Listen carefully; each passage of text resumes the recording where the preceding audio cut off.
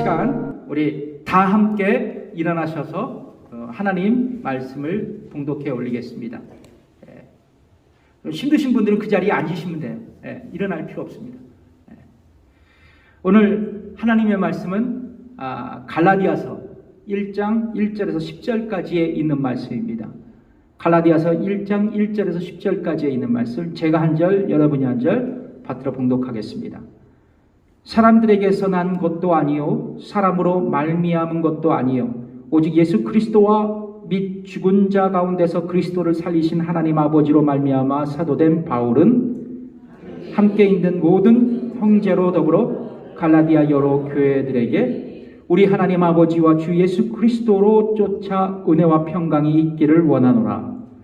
그리스도께서 하나님 곧 우리 아버지의 뜻을 따라 이 악한 세대에서 우리를 건지시려고 우리 죄를 위하여 자기 몸을 들이셨으니 영광이 저에게 세세토록 있을지어다. 아멘. 그리스도의 은혜로 너희를 부르신 이를 이같이 속히 떠나 다른 복음을 쫓는 것을 내가 이상히 여기노라. 다른 복음은 없나니 다만 어떤 사람들이 너희를 요란케 하여 그리스도의 복음을 변하려 함이라.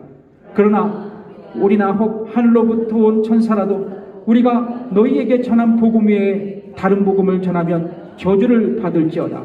우리가 전에 말하였거니와 내가 지금 다시 말하노니 만일 누구든지 너희의 받은 것 외에 다른 복음을 전하면 저주를 받을지어다. 다 같이 시작. 이제 내가 사람들에게 좋게 하랴 하나님께 좋게 하랴 사람들에게 기쁨을 구하랴 내가 지금까지 사람의 기쁨을 구하는 것이었다면 그리스도의 종이 아니니라. 아멘. 앉으십시오. 오늘 본문의 말씀으로 갈라디아서 강의 첫 번째 소제목으로는 우리는 다시 복음 앞에 세워져야 합니다 라는 제목으로 여러분과 함께 말씀을 나누겠습니다. 여러분, 우리가 살아가는 이 시대를 가리켜서 사회학자들은 양극화의 시대라고 말하고 있습니다. 보시죠. 대표적인 양극화 현상으로 자본주의 경제 발전과 더불어 등장한 경제적 양극화가 있습니다. 경제적 양극화. 그러니까 가난한 사람은 더 가난해지고 부자는 더 부유하게 되는 빈익빈 부익부 현상을 가리키는 말입니다. 이 결과적으로 소득 분배의 불평등으로 부와 가난이 대물리되는 불과 가난이 대물리되는 그런 불공정 사회의 구조로 변하게 된다는 것입니다. 그래서 과거에는 열심히 공부하고 성실하게 일하면 출세할 수도 있다라고 믿고 있었는데 이제는 이런 기회조차도 사라져 버렸다고 젊은이들, 이 청년 세대는 불평하고 있습니다. 경제적 양극화뿐만 아니라 정치적 양극화도 있습니다.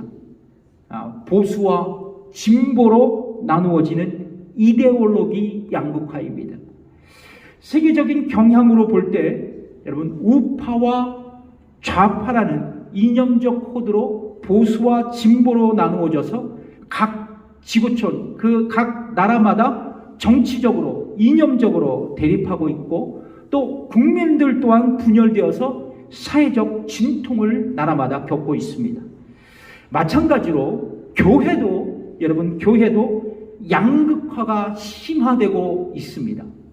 그러니까 큰 교회와 또 작은 교회의 인적, 물적인 자원이 차이가 심화되고 또 덩달아서 교회의 신자들은 작은 교회에서 큰 교회로 수평 이동되면서 이런 교회의 양극화는 더 심각해지고 있는 추세가 바로 이 시대의 교회의 모습입니다.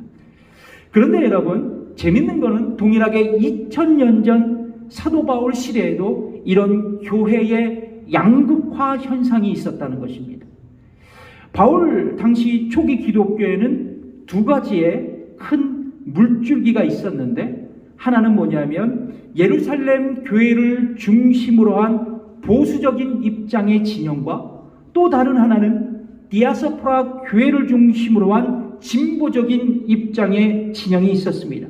그러니까 보수적인 교회의 진영에는 유대인들이 대부분이었고, 진보적인 교회의 진영에서는 디아스포라 유대인과 이방인들이 함께하는 다민족 교회였습니다. 정말 흥미로운 것은 유대인 보수 진영에서는 인간이 하나님 앞에 의롭게 되기 위해서는 예수 그리스도를 믿어야 하지만 동시에 모세의 율법을 준수하고 그리고 따라야 된다는 것을 강조했고, 이 바울의 진보 진영에서는 오직 의인은 믿음으로 말미암아 구원을 받는다라는 이신칭의의 복음을 강조하고 가르쳤던 것입니다.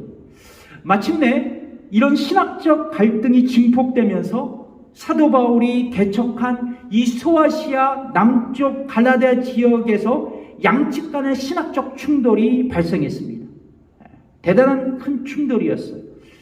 근데 이 일이 있기 전 사도행전 13장에 보면 사도 바울은 바나바와 함께 안디옥 교회에서 이방인의 선교사로서 안수를 받고 이제 터키 땅으로 파송됩니다. 이때가 안디옥 교회 최고의 부흥의 시대였고 시간이었습니다. 사도행전 13장 2절에서 3절에 있는 말씀을 여러분 같이 읽어볼까요? 시작. 주를 섬겨 금식할 때 성령이 가라사대 내가 불러 시키는 이를 위하여 바나바와 사울을 따로 세우라 하시니 이에 금식하고 기도하고 두 사람에게 안수하여 보내니라.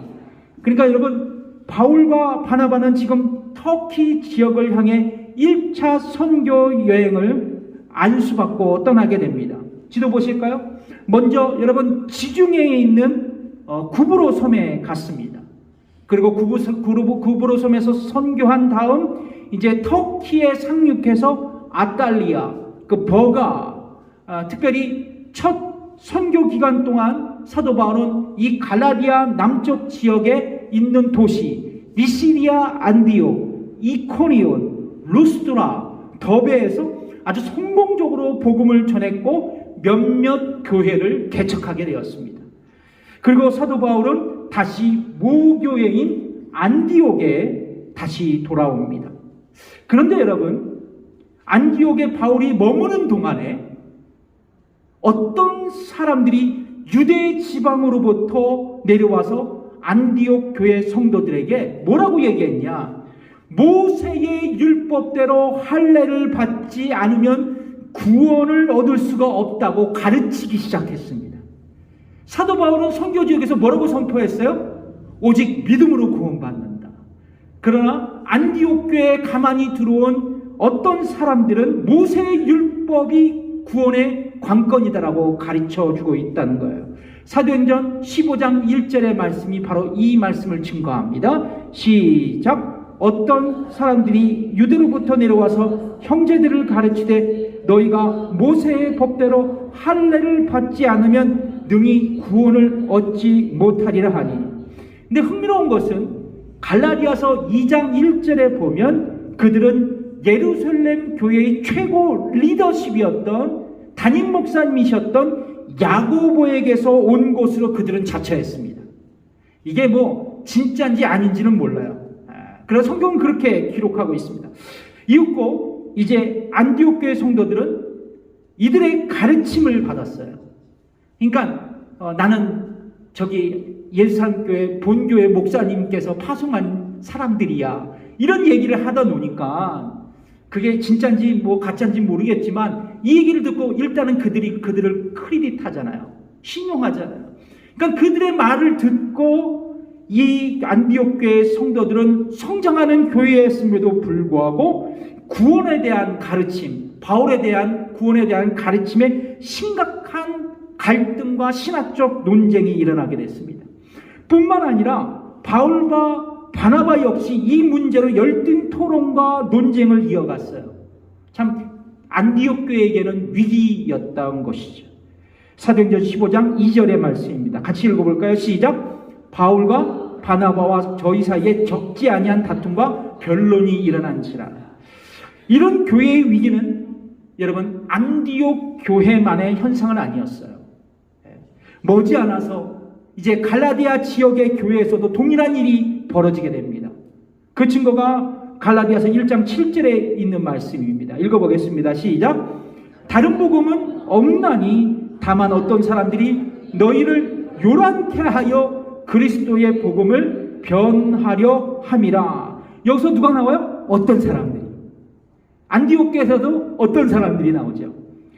어떤 사람들이 갈라디아에 있는 교회들 가운데 가만히 들어와서 사도 바울이 가르친 복음과 질적으로 전혀 다른 복음을 성도들에게 강조하고 가리키고 있었다는 거예요. 그 가르침을 받은 갈라디아 교회 성도들은 혼란하고 갈등하고 바울의 복음을 왜곡시켜서 가리켰던 저들의 말솜씨에 넘어가 버립니다. 그래서 저는 양분화됐던 것 같아요. 어떤 성도들은 맞아, 율법으로 구원받아. 어떤 성도들은 아니야, 바울 선생님의 말씀이 맞아. 막 이렇게 갈등하고 서로 막 의견이 분분했던 것 같습니다. 자, 그렇다면 이 갈라디아 교회에 가만히 들어온 거짓 교사들이 가르친 것은 무엇일까? 똑같아요. 안디옥 교회에서 어떤 사람들이 가르친 다른 복음을 전하고 있었다는 것이죠. 구원받기 위해서 모세의 율법을 준수하고 할례도 받아야 된다라고 그렇게 가르쳤던 것입니다. 그래서 이제 갈라디아 교회 성도들은 전체는 아니었지만 일부가 그들의 가르침의 영향을 받아서 실제로 모세의 율법을 준수하기 위해서 할례 받기로 마음을 결정한 상태였습니다. 바울은 갈라디아 교회 신자들에게 바로 그때 붓을 들어 편지를 쓴 거예요. 그게 갈라디아서입니다. 그리고 그가 이렇게 그들에게 레슨합니다. 갈라디아서 5장 2절에 있는 말씀입니다. 시작. 보라, 나 바울은 너희에게 말하노니 너희가 만일 할례를 받으면 그리스도께서 너희에게 아무 유익이 없으리라. 그러니까 바울은 갈라디아 교회 성도들에게 단호하게 말하고 있는 거예요. 너희가 할례를 받고 율법에 굴복하는 그 순간 그리스도께서 주신 구원의 은혜는 너희에게 소멸되어질 것이다. 아주 강력하게 얘기하고 있습니다. 반면에 거짓 교사들은 갈라디아 교회 신자들에게 바울이 마음을 사고 싶었던, 그들의 마음을 얻고 싶었던 의욕 때문에 율법을 지키지 않아도 쉽게 믿음으로 구원받을 수 있다고 가르치고 있다고 사도 바울을 지금 많이 비난하고 있었어요. 근데 그들의 공격에 바울은 이렇게 점잖게 대응합니다. 갈라디아서 1장 10절에 있는 말씀이죠. 읽어보겠습니다. 시작. 이제 내가 사람들에게 좋게 하랴, 하나님께 좋게 하랴, 사람들에게 기쁨을 구하랴. 내가 지금 사람의 기쁨을 구하는 것이었다면 그리스도의 종이 아니니라. 그러니까 쉽게 말해서 바울은 내가 믿음으로 구원받는다라는 복음을 전한 것은 하나님께 잘 보이려고 한 것도 아니고 갈라디아 교회 신자들에게 인기를 얻고 박수를 받고 인정받고 싶어서 그렇게 복음을 전한 것이 아니라고 말합니다. 그리고 만약 내가 사람들의 마음을 얻고자 이런 복음을 전했다면 나는 이제부터 그리스도의 종이 아니라고 그렇게 변론합니다. 그러니까 마침내 바울은 갈라디아 교회 성도들에게 이렇게 책망하고 있어요. 갈라디아서 3장 1절에 있는 말씀입니다. 읽어보겠습니다. 시작. 어리석도다 갈라디아 사람아, 예수 그리스도께서 십자가에 못 박히신 것이 너희 눈앞에 밝히 보이거늘 누가 너희를 꾀더냐. 어리석은 사람들아, 누가 너희를 꾀더냐. 더 나아가 바울은 자신이 적은 복음 외에 다른 복음을 전하면 자신뿐만 아니라 그 존재가 천사라도 저주를 받게 될 것이라 그렇게 단언하고 경고합니다. 1장 9절 갈라디아서 읽겠습니다. 시작. 그러나 우리나 혹 하늘로부터 온 천사라도 우리가 너희에게 전한 복음 외에 다른 복음을 전하면 저주를 받을지어다. 이제 사도 바울은 복음을 저버리고 다른 복음을 쫓아가는 일부 갈라디아 교회 신자들에게 이제 또 한 번 책망한 후 다시 자신이 선포한 복음의 엑기스를 가르치기 시작합니다. 그게 갈라디아서 1장 6절에 있는 말씀이에요. 같이 읽어보겠습니다. 시작. 그리스도의 은혜로 너희를 부르신 이를 이같이 속히 떠나 다른 복음을 쫓는 것을 내가 이상히 여기노라. 여러분, 이 지점에서 저와 여러분이 주목해야 할 것은 뭐냐면 바울의 책망이 아니라 바울이 전한 복음의 핵심입니다. 오늘 본문의 사도 바울은 그가 전한 복음을 뭐라고 얘기하고 있냐면 그리스도의 은혜로 너희를 부르신 것, 그리스도의 은혜로 너희를 부르신 것이라고 그렇게 말하고 있습니다. 그러니까 이 사도 바울의 고백 속에, 그의 복음의 진술 속에 아주 중요한 영적인 레슨이 포함되어 있다는 것을 여러분 기억하시기 바랍니다. 뭐냐면 하나는, 여러분 잘 들으세요. 복음은 성부 하나님께서 우리를 영원 전부터 선택하시고 성부 하나님께서 택하신 우리를 위해 성자 예수님은 십자가에서 속죄하시고 성령 하나님께서 우리를 부르셔서 거듭나게 하시고 구원하신다는 기쁜 소식이 바로 복음이라는 것입니다. 여러분, 제가 이것을 계속 강조합니다. 여러분, 왜 제가 설교 때마다 이것을 강조할까요? 또 레파토리에 돌아가네, 그런 생각을 할지도 모르겠지만 우리에게 가장 중요한 구원의 교리이기 때문에 그렇습니다. 여러분, 성도 여러분, 성부 하나님은 저와 여러분을 구원하시기 위해서 그리스도 안에서 영원 전부터 계획을 갖고 계셨습니다. 그분은 우리에게 플랜을 갖고 계셨다는 거예요. 그래서 우리가 잘 부르는 찬양이 있죠. 아주 먼 옛날 하늘에서는 당신을 향한 계획이 있었죠. 여러분, 이것을 소위 하나님의 예정이라고 말하고 있어요. 우리를 향한 하나님의 계획 말이지. 그래서 에베소서 1장 4절과 5절은 이렇게 말씀하고 있습니다. 읽어볼게요. 시작. 곧 창세 전에 그리스도 안에서 우리를 택하사 우리로 사랑 안에서 그 앞에 거룩하고 흠이 없게 하시려고 그 기쁘신 뜻대로 우리를 예정하사 예수 그리스도로 말미암아 자기의 아들들이 되게 하셨다고 말합니다. 자, 그런데 여러분, 성부 하나님께서 우리를 창세전부터 구원하시기로 작정하시고 선택하시고 예정하신 이유는 여러분, 우리에게 하나님께 선택받을 만한 조건이나 공로가 있어서가 아니라는 거예요. 성부 하나님께서 우리를 선택하신 것은 그분의 거룩한 주권에 속해 있다는 것이죠. 그러니까 하나님의 기쁘신 뜻대로 무조건적으로 우리를 선택하셨다는 것입니다. 이것이 하나님의 은혜, 이것이 하나의 은혜입니다. 그래서 여러분, 존 파이퍼 목사님은 복음은 하나님의 은혜라 그렇게 선포하고 계십니다. 참 멋져요. 저도 요즘에 그 존 파이퍼 목사님의 복음에 관한 책을 읽는데요, 막 가슴이 뛰어요. 저는. 또한 성자 예수님은 성부 하나님께서 선택하신 자기 백성의 죄값을 치르기 위해서 십자가에 돌아가셨어요.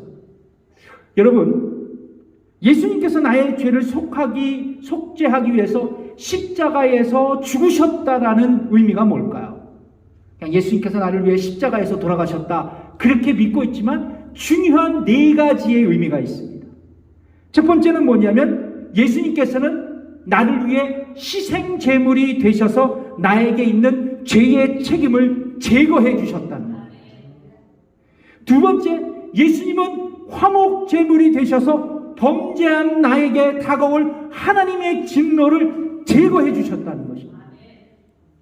또 예수님은 화해자가 되셔서 죄로 인해 발생된 하나님과의 단절된 관계를 그분께서 회복시켜 주셨다는 거예요.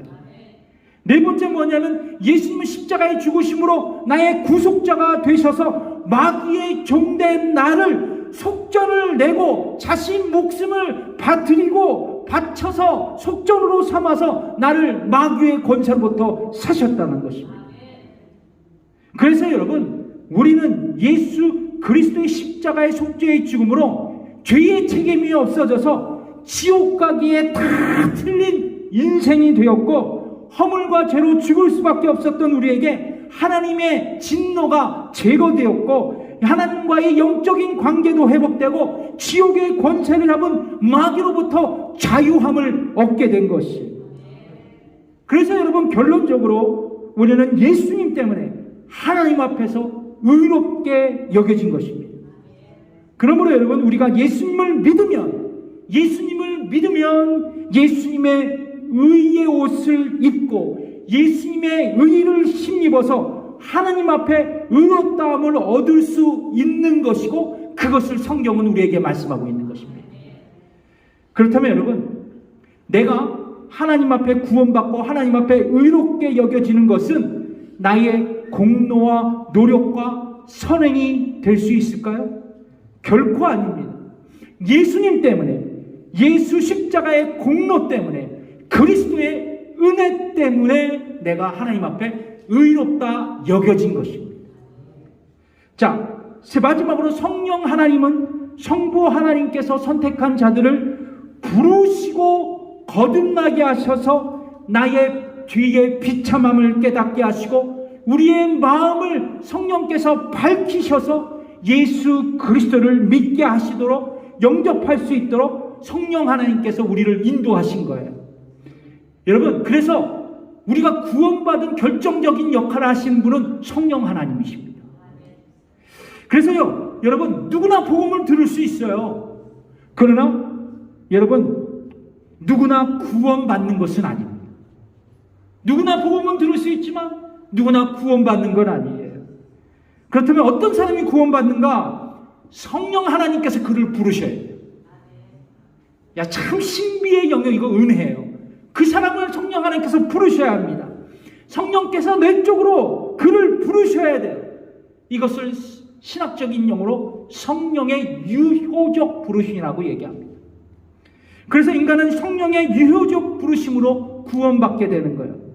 그래서 내가 구원받는 것은 온전한 성령의 역사입니다. 성령 하나님의 은혜예요. 그러면 여러분, 성부 하나님은 구원을 계획하셨어요. 성자 예수님은 십자가에서 구원을 성취하셨습니다. 성령 하나님은 구원을 우리에게 적용하셨어요. 이해하십니까? 그래서 여러분, 우리가 구원받은 것은 성부, 성자, 성령 하나님의 뭐다? 은혜다. 은혜다. 여러분, 은혜는 뭘까요? 우리가 선물로 거저 받은 것이에요. 그래서 구원은요, 하나님의 선물이에요. 하나님의 은혜입니다. 여러분, 구원은 하나님께서 우리를 은혜로 부르신 위대한 사건이에요. 그리고 이 위대한 구원의 역사를 증거하는 것이 곧 복음입니다. 여러분, 근데 더 나아가 복음은요, 하나님께서 은혜로 우리를 부르신 구원의 사건이지만, 그리고 그것을 말씀하는 거지만, 복음은 인간이 죄인이라는 것을 우리에게 알려주는 말씀이기도 해요. 저와 여러분이 죄인이라는 것을 복음은 가르쳐 줍니다. 여러분, 복음은 인간이 하나님 앞에 죄인이고 죽을 수밖에 없는 존재라는 것을 말씀하고 있다는 거예요. 여러분, 로마서 3장 23절 읽어볼까요? 시작. 모든 사람이 죄를 범하였음에 하나님의 영광에 이르지 못했다. 성경은 단 한 사람도 예외 없이 죄를 범한 죄인이라고 말씀합니다. 왜냐하면 성경은 아담의 죄가 그의 모든 후손들에게 전가되었기 때문이라고 말씀했기 때문이라고 그렇게 믿고 있기 때문입니다. 그래서 로마서 5장 12절을 말씀을 보면 우리가 이해가 갈 거예요. 읽어보겠습니다. 시작. 이러므로 한 사람으로 말미암아 죄가 세상에 들어오고 죄로 말미암아 사망이 왔나니 이와 같이 모든 사람이 죄를 지었으므로 사망이 모든 사람에게 이르렀느니라. 그러니까 아담의 죄가 우리에게 전가되었다라는 거죠. 그리고 그의 죄 때문에 우리에게 영원한 사망이 찾아왔다는 겁니다. 그래서 인간은 태어난서부터 뭐를 가져요? 죄성을 갖고 태어난 겁니다. 움켜잡으려고. 애들 다 그렇잖아. 뺏으면 막 이러고. 예, 그래서 영원한 죽음을 기다리며 이 세상을 살아가는 거예요. 그래서 여러분, 우리의 인생은 여러분 절망을 향해, 영원한 죽음을 향해 걸어가는 인생에 불과합니다. 그런 인생을 하나님은 그리스도 예수 안에서 은혜로 부르셔서 구원해 주셨다는 거예요. 우리에게 이것이 복음이 되는 거예요. 우리에게 복음이 되는 겁니다. 여러분, 바로 복음은 죽을 수밖에 없는 죄인이 나를 그리스도 예수 안에서 은혜로 부르셔서 구원하신 것입니다. 그리고 그 기쁜 소식을 깨닫게 해주는 거예요. 그게 복음의 능력입니다. 그래서 여러분, 은혜로 구원받은 우리, 그리고 내가 은혜로 구원받았다고 깨달은 우리는 이제는 내 마음과 내 주장대로 살 수 없는 거예요. 잘 기억하세요. 나에게 큰 은혜를 베푸신 예수 그리스도를 위해 살아가는 겁니다. 나를 위하여 자기 몸을 버리신 하나님의 아들을 믿는 믿음 안에서 살아가는 것이라는 거예요. 그래서 여러분, 여기서 선교하고, 여기서 전도하고, 여기서 교회 봉사가 나와야 돼요. 교회가 시켜서 담임 목사가 건의해서 헌신하고 봉사하는 것이 아니라 그 은혜에 감사하고 감격해서 자발적으로 섬기고 헌신해야 한다는 것입니다. 그래서 여러분, 바울은 갈라디아 교회 성도들에게 이렇게 고백하고 있거든요. 갈라디아서 2장 20절에 있는 말씀입니다. 읽어보겠습니다. 시작. 내가 그리스도와 함께 십자가에 못 박혔나니 그런즉 이제는 내가 산 것이 아니요 오직 내 안에 그리스도께서 사신 것이라. 이제 내가 육체 가운데 사는 것은 나를 사랑하사 나를 위하여 자기 몸을 버리신 하나님의 아들을 믿는 믿음 안에서 사는 것이라. 아멘. 그러니까 더 나아가서 여러분, 복음을 통해서 내가 죄인이라는 것을 알게 되었어요. 내가 은혜로 구원받은 것을 알게 되었을 뿐만 아니라 복음을 통해 내가 죄인이라는 것을 알게 됐거든요. 그러면 어떤 현상이 일어나냐? 하나님 앞에서 또는 사람 앞에서 내가 겸손해져요. 예. 교회에 오래 나오고 직분을 갖고 기도 많이 하고 신앙 좋다고 얘기를 들어오고, 그래도 여러분, 다른 사람보다 내가 탁월하고 영적으로 깊고 다른 사람보다 더 뛰어나고 그런 게 아니라는 거예요. 저나 여러분이나 다 똑같아. 죄인이에요. 죄인. 모두가 죄인 되었다라는 거예요. 내가 예수님을 만나기 전에는 다 죽을 수밖에 없었던 죄인이었다라는 거예요. 그래서 우리가 겸손할 수밖에 없어요. 누가 뛰어나고 누가 잘나서 그게 다 소용이 없어요. 다 예수 그리스도 안에서는 다 평등하고 공평한 거라는 거죠. 그리고 여러분, 주께서 우리의 죄를 용서하신 것 같이 나도 이웃을 용서하고 용납하는 삶을 살아갈 수 있어요. 복음을 믿고 따른다면, 그 복음대로 살아간다면 그럴 수밖에 없어요. 왜냐하면 복음은 예수께서 죄인된 우리를 용서하셨기 때문에 우리도 이웃을 용서해야 된다는 삶을 복음이 요청하고 있기 때문에 그래요. 그렇습니다. 여러분, 복음이 선포되는 교회는 구원이 있어요. 겸손이 있습니다. 용서가 있어요. 헌신이 있습니다. 전도가 있어요. 선교가 있습니다. 여러분, 이것이 교회가 다시 복음을 붙들어야 할 이유인 것 같습니다. 여러분, 설교 서두에도 말씀드렸지만 교회는 양극화의 시대라는 그 위기의 시대를 지금 견디고 있어요. 우리 교회도 지금 견디고 있습니다. 그러나 여러분, 교회의 양극화가 오늘날의 교회의 위기를 초래한 것은 아닙니다. 교회가 복음을 선포하지 않을 때 교회의 위기가 찾아오는 거예요. 어느 때부터인가 여러분, 교회가 복음을 선포하지 않고 교회가 교회 안에서 복음을 구시대의 유물로 생각할 때가 있었습니다. 복음 얘기하면 또 얘기야. 재미없네. 졸아. 성도들이 복음을 얘기해요. 그래서 여러분, 교회는 순전한 복음을 선포하는 것보다는 이런 메시지를 전할 때가 많아요. 도덕적인 그리스도인들을 양상하기 위해서 말씀을 전할 때가 있어요. 신자들이 매력적인 그리스도인으로서 이 세상을 살아가기에 말씀을 선포합니다. 신자들이 세상에 선한 영향을 미치고 살아가는 크리스찬 리더로 개발하기 위해서, 또 교양 있는 성도들을 훈련시키기 위해서, 또 가정에서 이웃에게서 또 행복하게 살아가는 그리스도인이 되도록, 또 교회에 잘 나오고 예배 잘 드리고 착한 일 많이 하고 잘 섬기고 기도 많이 하고 전도 많이 하고 교회의 폭발적인 성장을 도모하기 위해서 교회는 설교한단 말이죠. 그리고 성도들은 이런 설교의 매력을 느낍니다. 그러나 여러분, 이것이 다 잘못됐다는 건 아니에요. 필요해서 전하는 말씀입니다. 그러나 여러분, 엄밀히 말해서 이것은 오리지널 복음이 아니에요. 오리지널 복음이 아닙니다. 여러분, 복음은 한마디로 예수 천당 불신 지옥이에요. 이 얘기 들으면 끔찍하죠? 근데 어쩔 수 없습니다. 복음은 예수님을 믿기만 하면 죄사함을 얻고 값없이 의로움을 받고 구원받고 천국 가서 영생의 삶을 누리는 것이에요. 복음은 구원이 하나님의 선물, 그리스도의 은혜라는 것을 우리에게 가르쳐주고 있습니다. 복음은 죄인된 나를 구원하신 예수님을 위해 살아가야 하고 나의 삶에서 복음을 드러내는 삶이라고 우리에게 요청하고 있어요. 여러분, 이것이 복음입니다. 성도 여러분, 그래서 여러분, 강단에서 복음이 선포될 때마다 우리가 새로워지는 거예요. 그리고 이 복음이 선포될 때 우리의 삶이 변화되는 겁니다.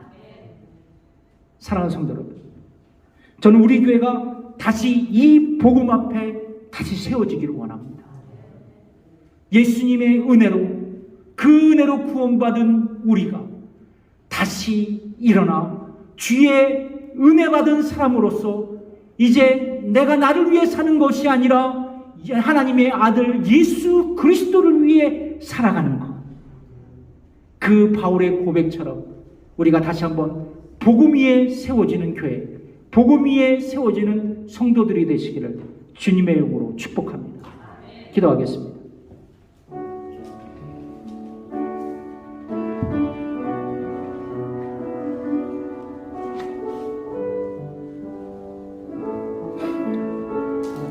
언제부터인가 교회의 강단에서 복음의 메시지가 사라지고 있습니다. 그것이 교회의 위기를 자초했습니다. 우리는 다시 복음으로 돌아와야 할 때입니다. 다시 복음으로 돌아와 우리 교회가 다시 새롭게 셋업되기를 원합니다. 리셋되기를 원합니다. 여러분, 복음은 하나님의 은혜요 예수 그리스도의 십자가입니다. 다시 한번 그 복음의 감격, 은혜의 감격을 안고 이렇게 다짐합시다. 이제 내가 예수님을 위해 살겠습니다. 죽으나 사나 나는 당신 것입니다. 예수님을 위해 다시 내 인생을 방향을 틀겠습니다. 그리고 주님을 향해 헌신하며 나아가겠습니다. 이 시간 이 다짐으로 주님, 내가 복음 앞에 다시 서고 다시 주님 앞에 새로운 믿음의 삶을 살아가겠노라고 우리 결단하며 기도하겠습니다. 하나님 아버지, 감사합니다. 아버지 하나님, 오늘 우리 교회 성도들이 이 위대한 아버지 하나님 주님의 말씀 갈라디아서를 통하여 다시 한번 아버지 하나님 부흥의 첫 발을 내뒀습니다. 부흥은 하나님의 교회가 커지고 물질적으로 풍요하고 또 아버지 인적 자원이 많아지는 것이 아니라 아버지 하나님의 부흥하는 교회는 복음이 선포되고 복음에 따라 살아가는 성도들의 모습이, 그 모습이 부흥하는 교회인 줄 믿습니다. 우리 교회 모든 성들이 복음으로 다시 일어서 복음에 다시 앞에 세워져 하나님 앞에 영광 돌리며 복음을 선포하는 우리 교회 모든 성도들이 되게 해 주옵소서. 감사드리며 예수님의 이름으로 기도드립니다. 아멘. 다 함께 일어나셔서 마지막 찬양 드리겠습니다. 주님 다시 오실 때까지. 주님 다시 오실 때까지 나는 이 길을 가리라.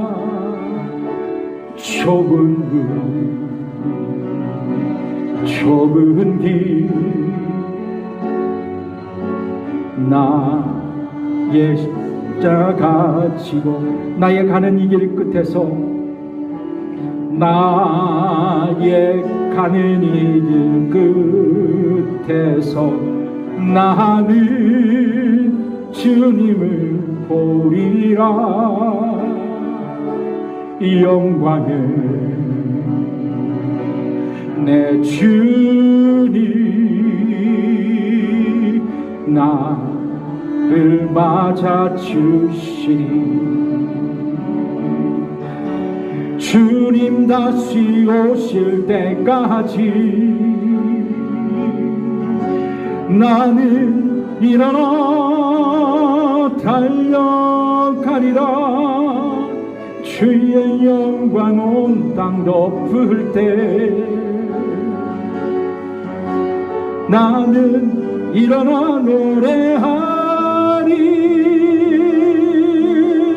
내 사모하는 주님 온 세상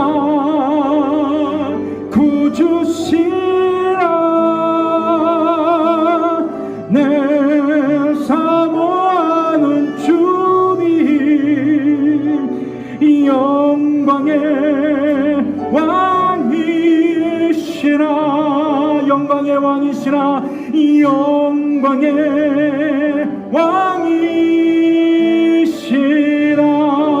왕이시라.